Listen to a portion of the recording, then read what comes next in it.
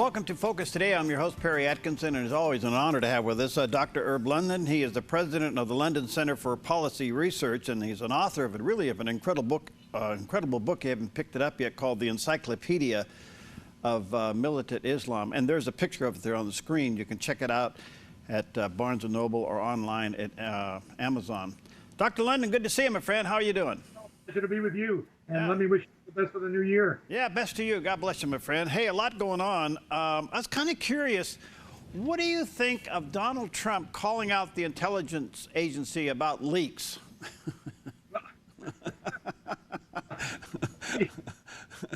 I put this in some perspective, if I may. Yeah. Look, you've got a lot of wonderful people working in the intelligence community.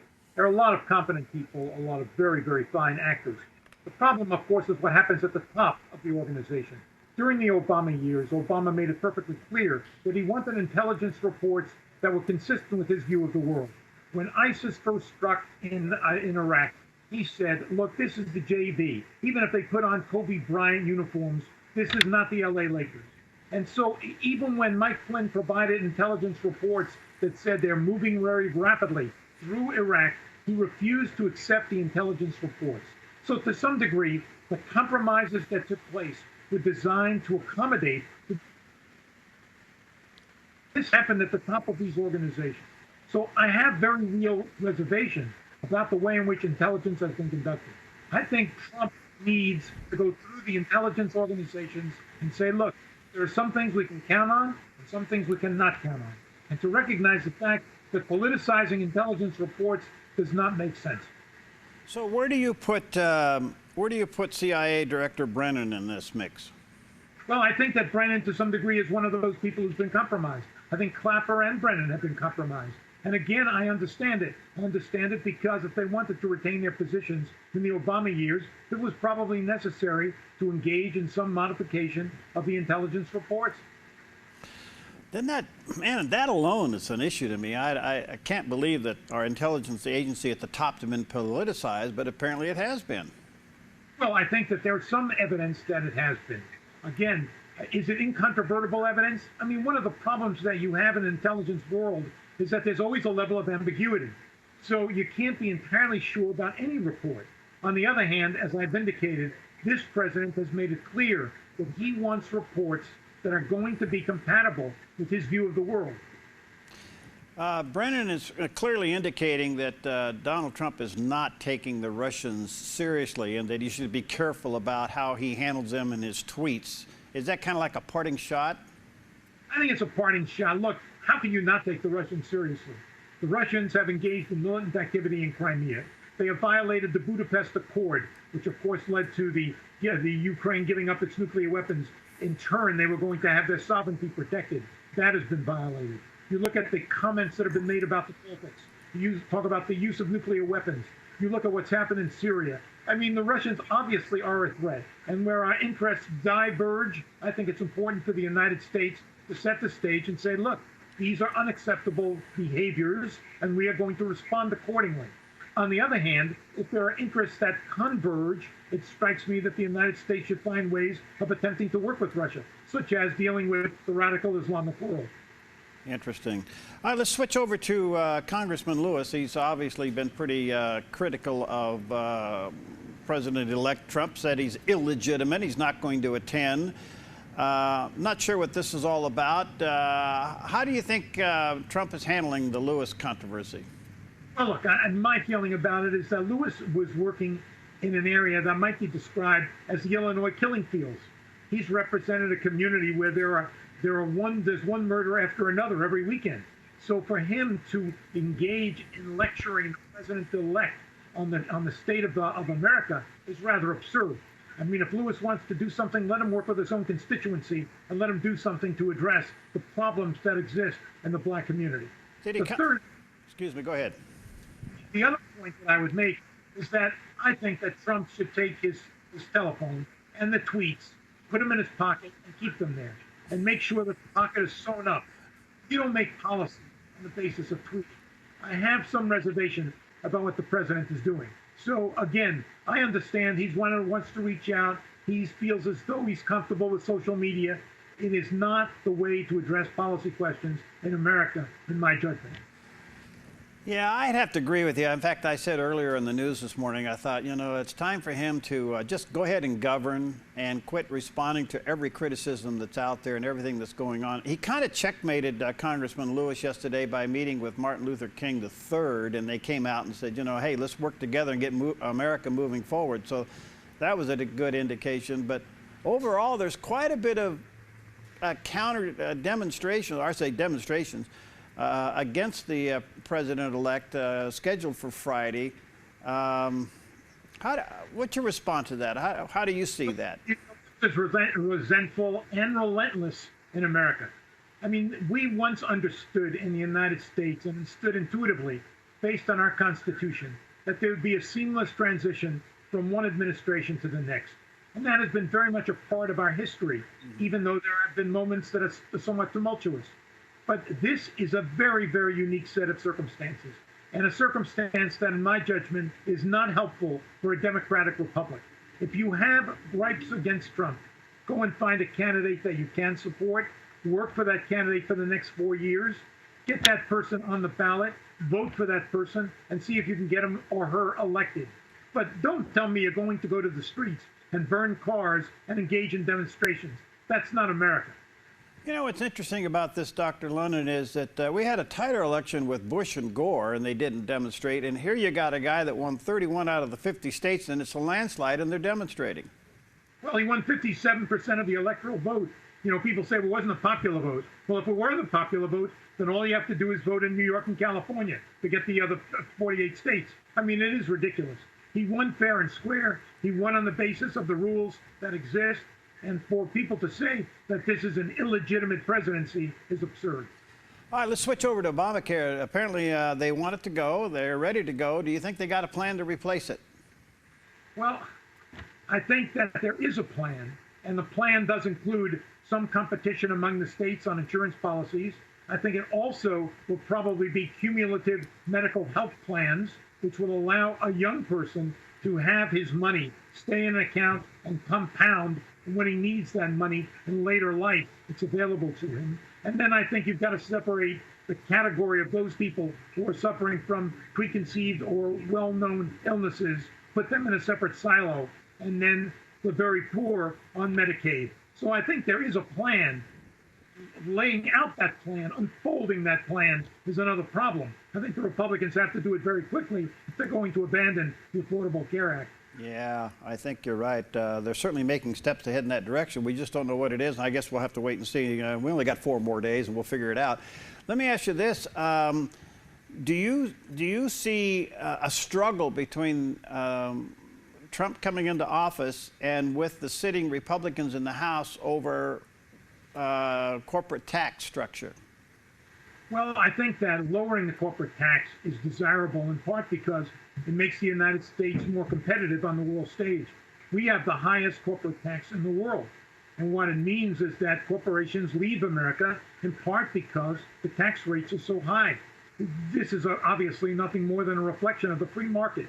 If Trump wants to do something that I think would win support of establishment Republicans as well as the reformers, lowering the corporate tax rate makes a lot of sense. So I don't see any real opposition on that particular issue.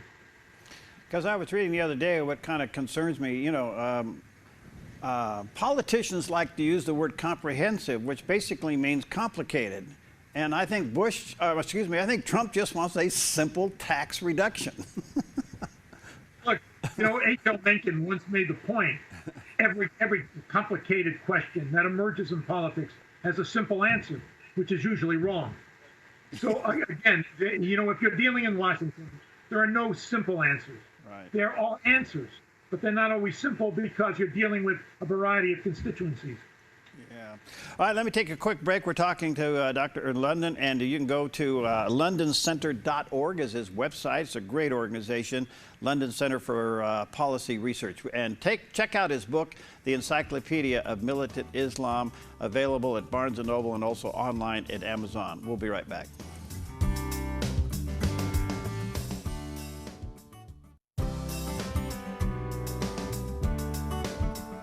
Hi, welcome back to Focus Today, and delighted to have back with us and always honored to have Dr. Herb London with us. He's the president of the London Center for Policy Research. And you can check out his website, londoncenter.org, and read this book. It's pretty insightful. It's called The Encyclopedia of Militant Islam, and you can get it at Barnes & Noble or online at Amazon. Encyclopedia of Militant Islam.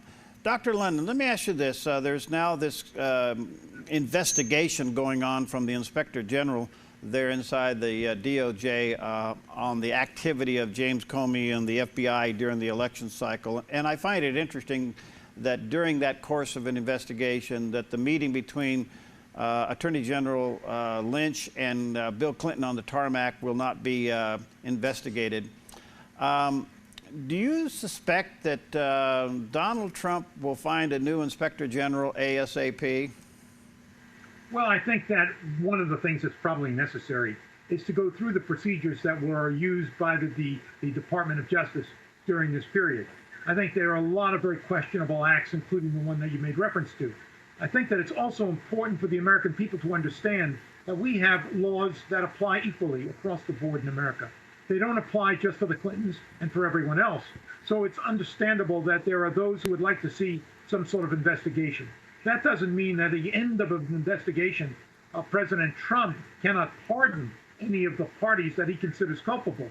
But there's no doubt that the investigation, it strikes me, is necessary in order to clear the air and make it clear to Americans that we have equality before the law. Does James Comey survive this? I don't know. I mean, a lot will depend on the kind of things that are uncovered. I mean, Mr. Comey conducted himself in a somewhat odd way. On the one hand, making the case against Hillary Clinton and then saying, no, we're not going any further. Then saying, well, we found additional material, we're going to look into it. But after hundreds of thousands of emails, he said, well, we haven't found anything. Well, how could you go through hundreds of thousands of emails in a very short period of time? So, I mean, there are a lot of questionable acts. Again, I'm not pointing the finger at Comey. All I'm suggesting is I think an investigation is probably warranted. Well, how can you not include the meeting with Lynch and Clinton into that investigation? Again, it strikes me as very odd indeed. I mean, if you know anything about the way in which the FAA conducts itself, you don't have a random meeting at an airport where two planes are side by side and they conduct a meeting. Obviously, this had to be planned. So unless you're very naive, it's hard to believe that this simply happened as a kind of random selection in an Arizona airport. It's absurd. So I think that there really is a need to look into matters of that kind. Okay, let's go over to President Obama. He's got 4 days left. He seems to be now looking towards Palm Springs to play a little golf. You think there'll be any surprises between now and Friday at noon? Well, I think there was an attempt at a surprise on the 15th of this month when the Paris meeting occurred, but that turned out to be little more than a whimper. Yeah. I think that many nations, including the British, are saying we're not so happy about the proposal that was submitted to the Security Council.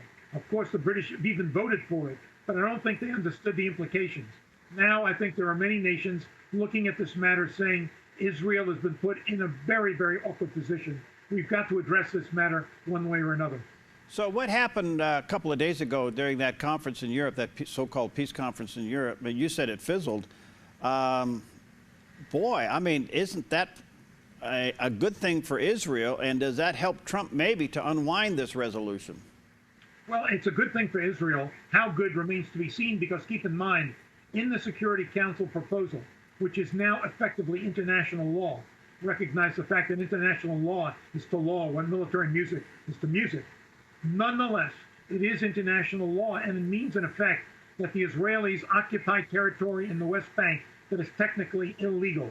Now, that even means that the Jewish quarter in the Old City is illegal when occupied by Jews. It's absurd, absolutely absurd. But nonetheless, this is the way in which this proposal has unfolded. Well, we'll wait and see, I guess. But let's look at Obama's legacy. I mean, if he loses the teeth of the UN Security Council resolution, somehow that gets unwound, and President Trump immediately replaces Obamacare, what's left for a legacy? There's not very much. I mean, frankly, the last 8 years have been a trial of one kind or another, and in most ways, Obama's failed. Again, trying to look at this matter dispassionately, you'd have to say Obamacare is dying of its own weight. The world is in disarray. The nations that were relying on the United States no longer rely on the United States.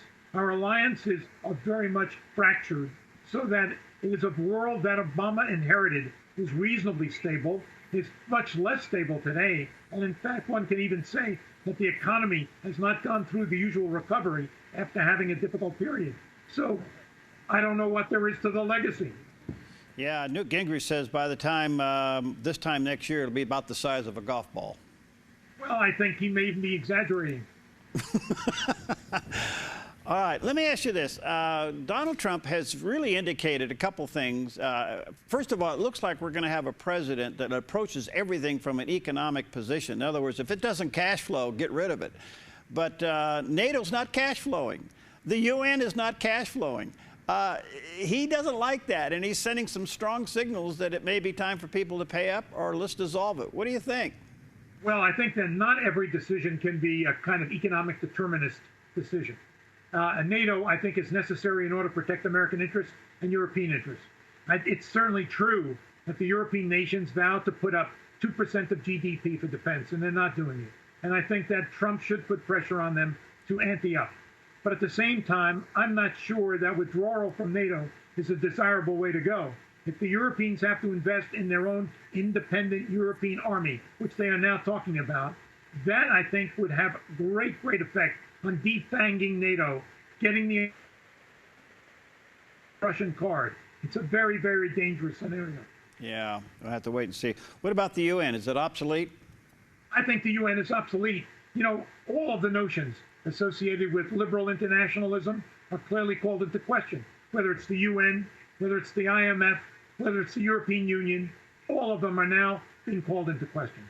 So the kind of notions that we've had from World War II to the present are all being questioned. And whether, in fact, they can survive remains to be seen. I'm not so sure about that.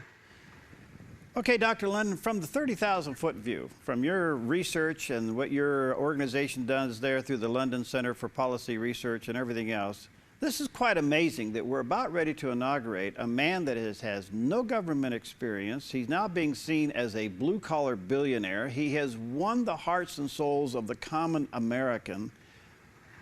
What do you think? Well, I'll tell you what I think. I think that for a considerable period, there are a lot of people marching up and down K Street in Washington, D.C., who don't have the foggiest idea of what's happening in America. From the analysis of a Schumpeter, where you have creative destruction, the creative side of this equation works well, but the destructive side does not work very well. And so you're a steel worker, you've got a family of 3 kids, you're 55 years old, you are earning $45 an hour, and now you're lucky if you can get a job at Walmart for $13 an hour. And you're saying, why aren't those people in Washington concerned about me? They're concerned about Black Lives Matter. They're concerned about women in the military. They're concerned about where people urinate. They're not concerned about me. And so Donald Trump has captured the voice of those people. He is now the forgotten American.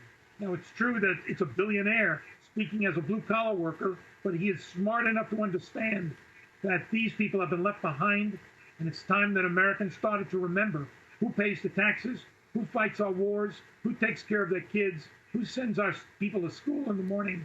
He's starting to remember what the basic American is all about. So do you think this momentum going in will offset what the liberals are trying to do by illegitimizing his presidency early on? Do you think it will also offset the media going crazy that they also lost? I mean, do you think he's got enough momentum to blow past this stuff? Oh, I think he'll blow past it. I think he'll blow past it very easily. But there is no question about how relentless the left has become. We in the United States always believed that there was a seamless transition from one government to another. I'm not sure we believe that anymore. And what we're seeing in the United States today is, in fact, unprecedented. The desire on the part of the left to delegitimize this presidency is, in fact, you want to make changes in America? Find your candidate, work for that candidate, get him elected in 4 years. That's the way to do it, not to disrupt the presidential inauguration. Okay, so the right puts up Donald Trump, clearly different and certainly represents all the frustrations within America. The left re-elects Nancy Pelosi and reconsiders Bernie Sanders. Where's the left going? Well, I mean, frankly, I think the left is dead in America, but where they're going is, in fact, in a dangerous territory. The very fact that a Bernie Sanders would be taken seriously by roughly 45% of the Democratic Party demonstrates to me that the party is bankrupt. It has no ideas. Socialism clearly demonstrated during the course of the 20th century that it is not a viable proposition. And here you have Bernie Sanders saying, oh, yes, it is. In America, we can resuscitate socialism.